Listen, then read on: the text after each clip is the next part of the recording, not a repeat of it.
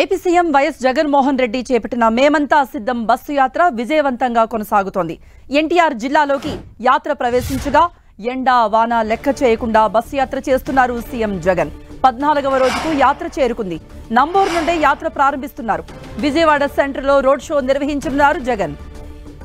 Namburu bypass మీదుగా కాజా, Mangalagiri bypass నుంచి CK convention కు సీఎం జగన్ చేరుకుంటారు. అక్కడ చేనేత కార్మికులతో ముఖాముఖి కార్యక్రమంలో పాల్గొంటారు జగన్.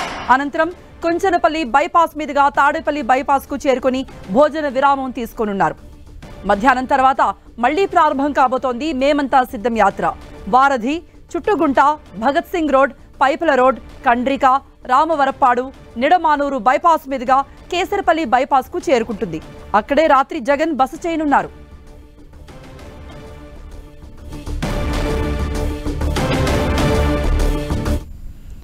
ఏపీ సీఎం జగన్ మేమంతా సిద్ధం బస్సు యాత్రపై మరిన్ని అప్డేట్స్ ఇవ్వడానికి జాయిన్ అవుతున్నారు లైవ్ లో మా ప్రతినిధి దుర్గా. ఇప్పుడు ఎక్కడున్నారు సీఎం వెంట ఎవరెవరు ముఖ్య నాయకులు ఉన్నారు? ఈ యాత్ర ఇప్పుడు ఎక్కడి వరకు చేరుకుంది?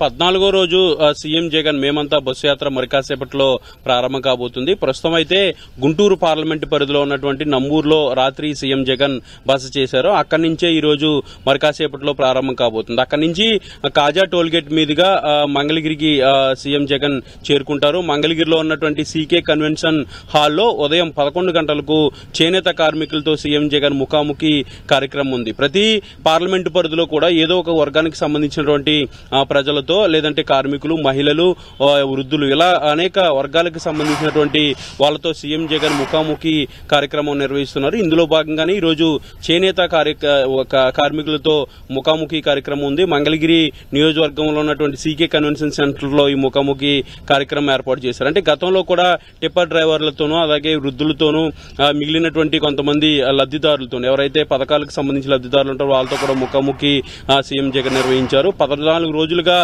విజయవంతంగా కొనసాగుతున్నటువంటి బస్సు యాత్రలో అనేక వర్గాలకు సంబంధించినటువంటి ప్రజల్ని సీఎం జగన్ కలుస్తున్నారు. అయితే బస్సు యాత్రలో భాగంగా ప్రజలను నేరుగా కలిసి గత 5 ఏళ్ల నుంచి జరిగినటువంటి పాలన గురించి చెప్పడంతో పాటు వాళ్ళ సలహాలు, సూచనలు, వాళ్ళ సమస్యలు ఇంకా ఏమైనా ఉన్నాయా, వచ్చే ఎన్నికల్లో పెట్టే మేనిఫెస్టోకి సంబంధించి ఏదైనా సూచనలు తీసుకోవాలనే దాని పనికి సంబంధించి కూడా నేరుగా ఆయా వర్గాలకు సంబంధించినటువంటి ప్రజలతో సీఎం జగన్ మాట్లాడుతూ వస్తున్నారు. ఈ రోజు చేనేతకు సంబంధించి గడిచినటువంటి 5 ఏళ్లలో నేతన్న నేస్తం పేరుతో చేనేత కార్మికులందరికీ కూడా ప్రతి ఏడాది కూడా 28,000 ఇచ్చినటువంటి పరిస్థితి. ఇప్పుడు ఆ అంశాలకు సంబంధించి ఏదైనా కొత్త వరాలు చేనేత కార్మికులకి సీఎం జగన్ ఇస్తారా, వచ్చే ఎన్నికల్లో మేనిఫెస్టోకి సంబంధించి కొత్తగా ఏమైనా అంశాలు చేరుస్తారా అనే దానికి సంబంధించి కూడా ఆసక్తి అయితే కనిపిస్తుంది. 11 గంటలకు చేనేత కార్మికులతో సీఎం జగన్ సమావేశం కాబోతున్నారు. తర్వాత అక్కడి నుంచి నేరుగా కుంచనపల్లి, తాడేపల్లి బైపాస్ లో మధ్యాహ్నం లంచ్ బ్రేక్ ఉంటుంది. లంచ్ బ్రేక్ తర్వాత విజయవాడ, అంటే ఎన్టీఆర్ జిల్లాలోకి సీఎం జగన్ బస్సు యాత్ర ఎంటర్ కాబోతుంది.